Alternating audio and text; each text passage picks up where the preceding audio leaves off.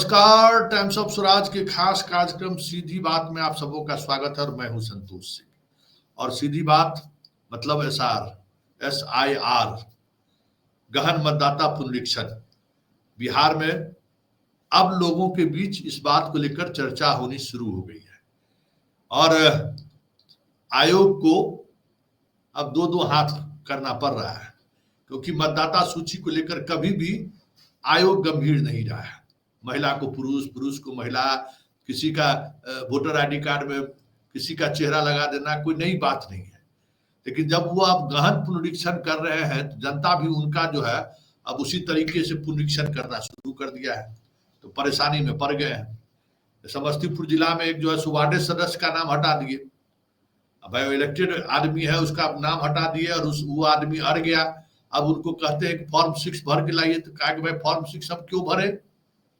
Form 6 भरने का मतलब है कि हम नए मतदाता हैं, तो हम जो वार्ड सदस्य बने हैं तो हम कहाँ से कौन सी मतदाता सूची से हम बन गए? उस विवाद को सॉर्ट आउट करने के लिए डीएम स्तर तक बातचीत चल रही है। खैर, सवाल वो नहीं है। आज राहुल गांधी ने जो खुलासा किया है, उस खुलासे का क्या इम्पैक्ट मीडिया, नेशनल मीडिया ने उसको किस तरीके से लिया है, सोशल मीडिया पर क्या ट्रेंड कर रहा है, सोशल मीडिया में भी विचारधाराओं को लेकर जो अलग अलग की खेमेबंदी है वो किस तरीके से राहुल गांधी के इस खुलासे को ले रहा है। क्योंकि कर्नाटक जहां कांग्रेस की सरकार है वहां तो चुनाव आयोग, मतलब वहां के जो चुनाव आयोग के हेड है, उन्होंने तो कहा कि आप एफिडेविट करके दीजिए, मतलब हम जांच करेंगे और गलत होगी तो आप पर कार्रवाई भी करेंगे। बहुत तरह की चीजें सामने आ रही है। सीधे अब चलते हैं दिल्ली अभिषेक जी के पास। अभिषेक जी, आपका स्वागत है। नमस्कार जी। नमस्कार। ये इस मुद्दे को लेकर नेशनल मीडिया, जो मेन एक्सट्रीम मीडिया है, वो सोशल मीडिया पर किस तरीके से खबरें चलाई जा रही है? देखिए संतोष जी, इसको लेकर के देखें तो एक एक्साइटमेंट का माहौल है बड़े सेक्शन में कि राहुल गांधी ने ये क्या कर दिया। अब राहुल गांधी ने डॉक्यूमेंटेड प्रूफ दिया है, उसको तो अब झुटला नहीं सकते। पहली चीज वो तो हम भी देख सकते हैं जाकर के उस वोटर लिस्ट में, उस कंस्टिट्यूएंसी की आप भी देख सकते हैं, कोई भी देख सकता है। तो बात फैक्ट पर नहीं होकर इंटेंशन पर करने की कुछ लोग कोशिश कर रहे हैं। इलेक्शन कमीशन ने तो अपना पल्ला झाड़ लिया, ट्विटर पर दे दिया राहुल गांधी की फोटो लगा के, वो क्लेम की 2-4 स्क्रीनशॉट लगा के, मिसलीडिंग लिख करके कि मिसलीडिंग है। लेकिन सवाल यह है कि एक वोटर का नाम 4 जगह, कहीं पिता का नाम, कहीं पिता माता का नाम, कहीं एक कौन है शकुन रानी 71 से, एक ही वोटर का नाम एक ही बूथ पर 2 बार है। अब इस तरह से जो गड़बड़ियां है वो अपनी जगह है। ठीक इसी तरह से कुछ वोटर का नाम दे दिया गया है। अब उसमें देखें स्थिति क्या है कि पिताजी का नाम DDLJ कुछ लिख दिया गया और वैसे वोटर है। और खासकर ये तब है जब 2018 के बाद सबको पता है, आप तो अभयानंद जी से बात करते रहते हैं, उनको सारी जानकारी आपको है। अगर किसी वोटर का नाम किसी एक राज्य में 2 जगह है तो ऐसा सॉफ्टवेयर इलेक्शन कमीशन के पास पहले से है कि उसको आइडेंटिफाई करके एक जगह के नाम को वहां से डिलीट कर दे। वो डिलीशन प्रोसेस अभी जो SIR चल रहा है बिहार में, तो किस आधार पर क्या है कि डबल जगह के नाम पर 7 लाख ऐसे लोग हैं जिनको हमने हटाया कि डबल जगह पर है। आखिर किसी टेक्नोलॉजी से ही वो समझे होंगे ना। लेकिन वहां तो 4-4 है। इस तरह की चीजें आ रही है। तो एक ये मुद्दा है। मीडिया के भीतर आप जो कह रहे हैं ना कि लुटियंस दिल्ली में, प्रेस क्लब में और बाकी जगह एक एक्साइटमेंट का माहौल है कि राहुल गांधी ने संवैधानिक संस्था को एक्सपोज कर दिया। मगर इसको थोड़ा अलग नजरिए से देखें तो 2 बातें हैं। राहुल गांधी की इस प्रेस कॉन्फ्रेंस से 2 बातें सामने आती हैं। पहला, इलेक्टोरल माल प्रैक्टिस का, चुनाव स्वतंत्र और निष्पक्ष नहीं हो रहे, ये राहुल गांधी का आरोप है और उसके पक्ष में उन्होंने आज कुछ सबूत भी दिए। और दूसरा कि संवैधानिक संस्थाएं सत्ता के सामने नील डाउन है। इसके 2 पहलू हैं। इन 2 आधारों पर समीक्षा हो सकती है कि ये जो 2 पहलू है, इसमें कौन सा पहलू किस दूसरे पहलू को ज्यादा प्रभावित कर रहा है। असल मुद्दा ये है। और जब इलेक्शन कमीशन की बात आप कर रहे हैं, आप सोचिए महाराष्ट्र का इलेक्शन आपको याद होगा, राहुल गांधी ने जिक्र भी किया है। महाराष्ट्र के इलेक्शन में पता नहीं कितना एकनाथ शिंदे ने 4 महीने में रोजगार दे दिया, उनको तो नोबेल प्राइज मिलना चाहिए। अचानक 4 महीने में आप देखिए कई लाख वोटर बढ़ गए पूरे महाराष्ट्र में। मतलब जितने 4.5 साल में पिछले विधानसभा से लोकसभा तक नहीं बढ़े थे, 4 साल 8 महीने में, उतने 4 महीने में बढ़ गए। ये कारनामा इलेक्शन कमीशन का था महाराष्ट्र में। कर्नाटक में इनके पास डेटा क्यों अवेलेबल हो गया है? आज हम अपने चैनल पे बैठे हुए थे, एक IITN जो इस मुद्दे को सबसे पहले लेकर के आए थे 3-4 साल पहले, उन्होंने किताब भी लिखी है, विकास जैन, उनके साथ हम बैठे हुए थे आज अपने चैनल पे। दर्शकों से अपील है, वो कार्यक्रम जाके देख सकते हैं। 2 जगह सबसे बड़ा लूप होल है और वो काफी पहले से कह रहे थे। एक लूप होल है क्या? ई वोटर। मैं आपको बता रहा हूं अभी 1 मिनट कि क्या है वो पूरा प्रोसेस। हाँ, ई फॉर्मेट जो वोटर लिस्ट का ई फॉर्मेट जो आपको मिलता है ना, उसमें फोटो गायब होता है। जब आप उसको इंटरनेट से डाउन करते हैं, फोटो नहीं होता। अब इस तरह का लूप होल क्यों छोड़ा जाता है? भाई हर जगह फोटो आपका आसानी से दिख जाता है, फेसबुक पर मिल जाता है, वहां फोटो क्यों छुपाया जाता है? और फोटो 4-4 जगह है, इसलिए छुपाया जाता है कि नाम में तो हो सकता है कि एक आध लेटर की गड़बड़ी हो। जैसे मान लीजिए आपका नाम संतोष है, तो कहीं SANTOSH होगा, कहीं TOSE लिख करके कोई लगा दे, तो हो सकता है कि उसको कंप्यूटर पकड़ने में दिक्कत करे, या पिताजी के नाम में से कहीं एक लेटर हटा दे। लेकिन फोटो को तो AI पकड़ लेगा। अब तो AI का जमाना है, बहुत कुछ पकड़ लेगा। फोटो को पकड़ना मुश्किल काम नहीं होता है। आप चाहे बाल मुड़ा के फोटो लगाएं या बाल लगा के फोटो लगाएं, फोटो को जो है सॉफ्टवेयर सब इतने एडवांस है कि वो पकड़ लेते हैं, और इलेक्शन कमीशन के पास एडवांस सॉफ्टवेयर है। तो ई फॉर्मेट में क्यों नहीं दिया जाता है वोटर लिस्ट को कि आप ऑनलाइन ई फॉर्मेट में देख सके? आप अपना और हम अपना नहीं देख सकते ई फॉर्मेट में, जो कि हमारी आपकी फोटो उस पर दिख जाए, ये हम नहीं देख सकते। ये एक सवाल राहुल गांधी ने उठाया, जो सबसे वाजिब सवाल मुझे लगा, सबसे वाजिब सवाल। दूसरा, इलेक्शन कमीशन का हाल में एक फैसला आया था, CCTV फुटेज और पुराने इलेक्शन के डेटा को शॉर्ट टाइम पीरियड में खत्म करने का। हम कहते हैं कि आपके कंप्यूटर में, मान लीजिए आपका 1 TB का लैपटॉप है, जब तक आपका लैपटॉप फुल नहीं होता है, तब तक अभी जो ये वीडियो आप रिकॉर्ड कर रहे हैं, मान लीजिए वीडियो आपका, हमारा और आपका ये वीडियो जो दर्शकों के सामने जा रहा है, अगर रॉ फॉर्म में आपके लैपटॉप में पड़ा हुआ है रिकॉर्डेड, तो आपके माथे पर तो नहीं पड़ा हुआ है कि बोझ लग रहा है। जब स्पेस कम होगा तभी उसको हटाइएगा ना। अब ये जल्दी से जल्दी हटाने वाली बात क्या है? कुछ तो बात है, क्या दिक्कत है इसको रखने में? वहां कोई जगह ज्यादा घेर सकता है। तो ये 2 महत्वपूर्ण सवाल जो राहुल गांधी ने उठाए, ये साफ साफ लगा है कि नहीं, इन सवालों को लेकर के आगे ध्यान दिए जाने की जरूरत है। जी, ये सवाल की देखिए बिहार में चल रहा है, बिहार में प्रक्रिया ऑनगोइंग है, लेकिन इलेक्शन कमीशन का रवैया ये है कि जैसे लगता है कि जनता का वो दुश्मन हो। आप 64 लाख मतदाताओं का नाम आप काट दिए। अब जब काटे, एक तो किस आधार पर कटा, क्यों कटा, ये स्पष्ट नहीं है, लेकिन जिनका नाम कटा वो उस गांव में मौजूद है, और वो जब आप कह रहे हैं कि हमारा नाम किस आधार पर काट दिए, क्यों हमारा नाम काट दिए, तो कोई जवाब देने को तैयार नहीं है। कहते हैं कि फॉर्म 6 भर के दीजिए, हम आपका नाम जोड़ देते हैं। फॉर्म 6 मतलब नए वोटर के रूप में आपका नाम जुड़ेगा। लेकिन काटे क्यों?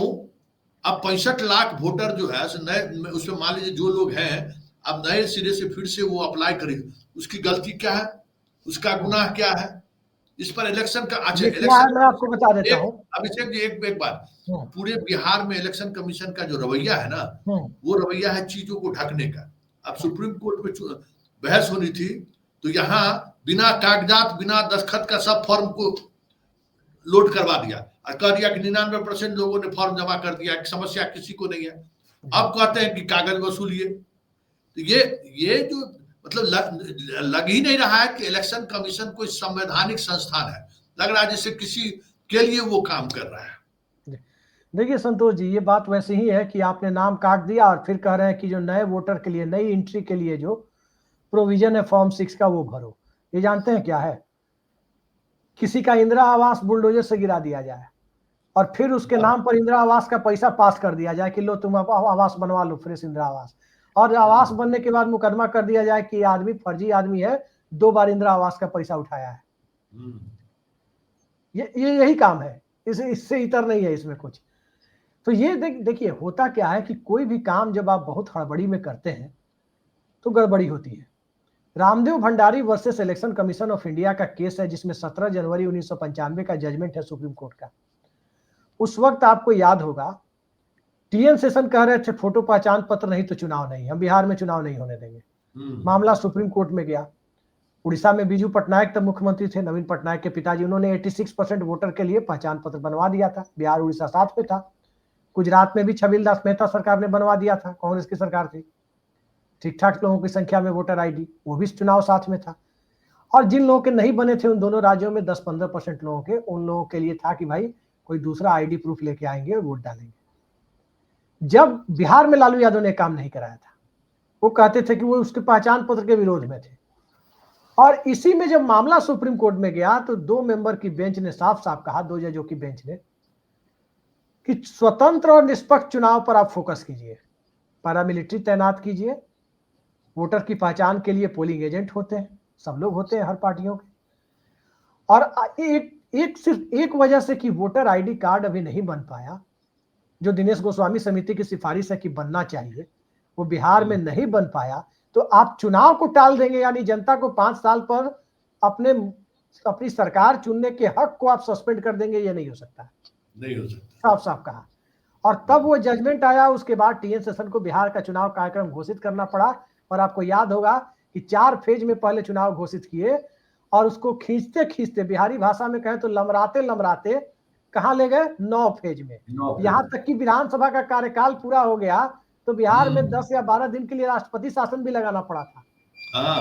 मार्च के एंड और अप्रैल के शुरू में, चुनाव अप्रैल तक चला गया था, तो राष्ट्रपति शासन भी 10-12 दिन के लिए लगाना पड़ा था बिहार में। तो चुनाव आप नहीं टाल सकते। अब इलेक्शन कमीशन सब जानता है। टीएन शेषन जब वो नहीं करा पाए उस समय में, पैरामिलिट्री ठूस दी गई, पंजाब पुलिस ठूस दी गई बिहार में, इलेक्शन हुआ, लेकिन वो आनंद फानन में वोटर आईडी नहीं है, आनंद फानन में एसआईआर कराने चले हैं, जैसे आनंद फानन में नोटबंदी कराने चले थे प्रधानमंत्री, और रोज एक नया सर्कुलर आ रहा था नोटबंदी को लेकर के, वही काम ये करने चले हैं। तो हड़बड़ी में आप बताइए, 7,96,00,000 वोटर थे बिहार में, 7,24,00,000 शायद है, अब 64-65 लाख हटाए गए हैं, तो या 7,20,00,000 है, ऐसे ही कुछ है। तो 65 लाख वोटर जो हटे हैं, कि इतने लोग मृत हैं बता दिया गया। क्या उनका डेथ सर्टिफिकेट आपके सामने किसी ने प्रोड्यूस किया? नहीं किया। इतने लोग 2 जगह नाम रखते हैं, 2 जगह नाम रखते हैं, इसकी क्या गारंटी है? और बहुत सारे मजदूर जो बाहर में मजदूरी करते हैं, धारावी में है, लुधियाना में है, सूरत में, 5 लाख के करीब मजदूर तो सूरत में काम करते हैं बिहार में, लुधियाना में काम करते हैं, दिल्ली एनसीआर में है, तमिलनाडु के तिरुपति, हर जगह है। उनमें से बहुत सारे लोग समय पर अपने डॉक्यूमेंट भेज नहीं पाए। ये स्थिति जब बनी हुई थी, 1 महीने के अंदर जब आपने कराने का फैसला लिया, ऐसे लगा कि 1 महीने में अगर नहीं होगा तो बहुत बड़ा आंधी तूफान आ जाएगा, बहुत बड़ी प्राकृतिक आपदा आ जाएगी। इस तरह से जो बिहार में प्रोसेस शुरू किया, तो इससे साफ जाहिर होता था कि ये एक्सरसाइज दरअसल बिहार की नहीं थी, ये एक्सरसाइज बंगाल की थी। ये बंगाल की एक्सरसाइज थी कि बिहार में इसको लेजिटिमेसी दिला लो और बंगाल में चुनाव के पहले यही खेल कर दो, क्योंकि वहां की डेमोग्राफी आप समझते हैं कि कौन सा खेल भारतीय जनता पार्टी खेलती है। और आज की तारीख में चुनाव आयोग इस बात को कहने में कोई गुरेज नहीं है कि भारतीय जनता पार्टी के लिए बैटिंग करती हुई प्रतीत हो रही है। जो राहुल गांधी ने कहा है, वो आरोप कम से कम इन सब आरोपों को देखने के बाद काफी हद तक सत्यता के करीब प्रतीत हो रहा है। चलिए, आखिरी सवाल जी। आज इंडिया गठबंधन की बैठक भी हो रही है दिल्ली में इसी मुद्दे को लेकर। लगातार आंदोलन भी चल रहा है दिल्ली से लेकर पटना तक। अब वो आंदोलन गांव-गांव तक पहुंच गया है। क्या आपको लगता है कि इसका इम्पैक्ट बिहार के मतदाता जो गहन पुनरीक्षण पड़ रहा है उस पर पड़ेगा? देखिए, मुझे जहां तक लगता है, मेरा व्यक्तिगत तौर पर इसमें मानना है, पोलियो होने के बाद पोलियो की दवा दिला रहा है इंडिया गठबंधन। पल्स पोलियो ड्रॉप जहां दिलाने की जरूरत है कि पोलियो ही नहीं हो, वो काम नहीं कर रहा है। इस पूरी बीमारी की जड़ कहां है जानते हैं संतोष जी? इस पूरी बीमारी की जड़ है 1993 का जो इलेक्शन कमीशन का जो एक्सपेंशन हुआ, जो एक्ट है, जिसमें 1 मेंबर इलेक्शन कमीशन को 3 मेंबर बनाया गया। अब 1 मेंबर का इलेक्शन कमीशन था, टीएन शेषन थे चुनाव आयुक्त, उसको 3 मेंबर का बना के पहले वाले को मुख्य कर दिया गया, मुख्य चुनाव आयुक्त। 2 उसके बराबर के अधिकार वाले लोगों को आप लेकर के आए। अब झोल कहां पर है और सारी समस्या की जड़ कहां पर है, इस पर कोई बोलने को तैयार नहीं है। अब क्यों नहीं बोल रहे, यही आश्चर्य है। नहीं हुआ नहीं क्या? देखिए, नहीं, अरे उसमें भाई हुआ क्या, एक मिनट सुन लीजिए क्या है उसमें। मुख्य चुनाव आयुक्त को हटाने की प्रक्रिया, removal process of chief election commissioner, वो क्या है? संसद में इंपीचमेंट लाना होगा, सदन के दोनों सदनों में 2/3 से पास कराना होगा, साधारण बहुमत से नहीं, जो जज के लिए प्रोसेस है, तभी हटा पाएंगे। लेकिन बाकी दोनों जो चुनाव आयुक्त हैं वो उनके बराबर के अधिकार के हैं, उनको केंद्र सरकार अपने डिपार्टमेंटल सेक्रेटरी की तरह जब चाहे हटा दे। लवासा के साथ क्या हुआ, एक इस्तीफा देकर चले गए। अब देखिए दिक्कत कहां पर है, अधिकार बराबर दे दिए। बहुत अफसर ऐसे होते हैं डीपी ओझा टाइप, जो जिंदगी भर सब सरकार की चापलूसी किए हो और रिटायरमेंट के टाइम जाकर के जब डीजीपी बन गए या बड़े पद पर आ गए तो वहां उनको लगता है कि हाँ अब यहां से हमें सत्ता के लिए, अब सत्ता को चुनौती देनी चाहिए, मतलब नहीं झुकना है यहां से। तो मुख्य चुनाव आयुक्त यदि कोई बन भी गया जो कहता है कि चलो भाई हमें तो हटा नहीं सकते, तो अब हम अपनी ताकत दिखा दें, तो ताकत कैसे दिखाएंगे? 2 तो सरकार के पिट्ठू हैं और 3 में 2-1 से बहुमत से फैसला होना है।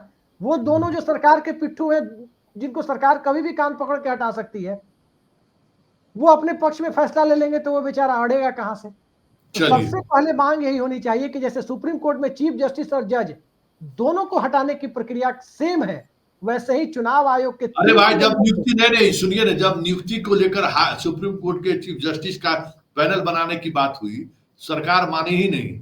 यहाँ हटाने में सरकार भी तो देखिए नहीं तो नहीं, देखिए उस सामने। जजमेंट को किसी ने पढ़ा नहीं था ठीक से, बहुत कम लोगों ने पढ़ा था, मैंने पढ़ा था उसको। सुप्रीम कोर्ट ने कहा था कि जब तक आप चुनाव आयुक्तों की नियुक्ति के बारे में कानून लेकर नहीं आते तब तक यही एडहॉक कमेटी काम करेगी, मतलब चीफ जस्टिस, विपक्ष का नेता और प्रधानमंत्री, ये 3 लोगों की। अब वो कानून लेकर आने के लिए उसने कहा ही था, ये कानून लेकर आ गए। हाँ, इनको सम्मान करना चाहिए था कि चीफ जस्टिस को भी रखना चाहिए था। अरे भाई ये तो ये सबको एक मालूम है। मंत्री बढ़ा के 2-1 से बढ़ा लिए, 2-1 तब से अपना बहुमत कर लिए। तब अब क्या है कि चुनाव आयोग में जिस दिन ये हो गया कि कोई बन जाने के बाद आप हटा नहीं पाइएगा बिना महाभियोग के, ये जगदीप धनखड़ नहीं है कि साधारण बहुमत से हटा दीजिएगा।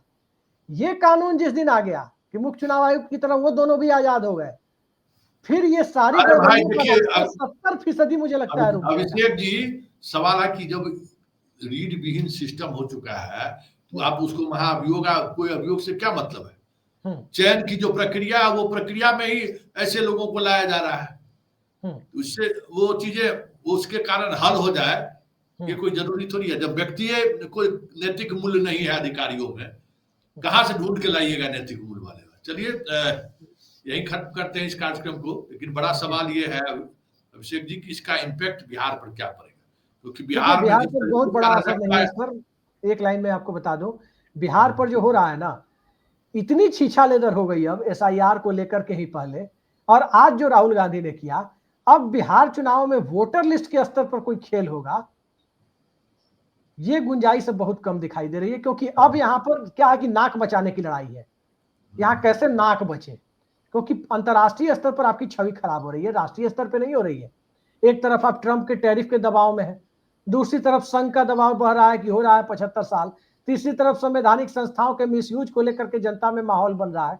तो हर दबाव आप नहीं झेल सकते, हर फ्रंट पे मोर्चा खोल के आप नहीं बैठ सकते, चलिए इसलिए दिन बिहार अब में मुझे लग रहा है कि थोड़ा समय अब वो नहीं है। जी जी ठीक, चलिए धन्यवाद। जी, धन्यवाद। नमस्ते। देखिए इसका कितना इम्पैक्ट पड़ेगा बिहार के पूरे एसआईआर पे कहना मुश्किल है, क्योंकि प्रशासन और इलेक्शन कमीशन इस पूरे मुद्दे को लेकर एक अलग तरीके का जिद्दपना दिखा रहा है, जो जनता के साथ लग ही नहीं रहा है कि वो खड़े हैं।